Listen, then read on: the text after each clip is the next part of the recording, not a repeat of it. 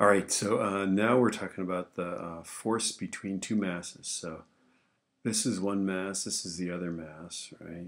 And of course, the object's on the surface of the moon, which means that essentially the distance between their centers is the radius of the moon, right? So there's the radius of the moon. Here's our little object on the surface of the moon, right? So the force between them is G m1 m2 over r squared, right?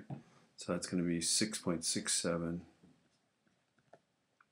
times 10 to the minus 11 Newton meters squared per kilogram squared, right? And then one mass is 34.2 kilograms.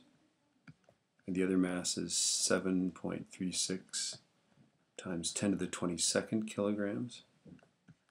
And then the radius is 1.74 times 10 to the 6 meters, and that's squared, and that's meters squared. And of course, meters squared goes away, the bison, and kilograms goes away, and our units will be force in newtons, right?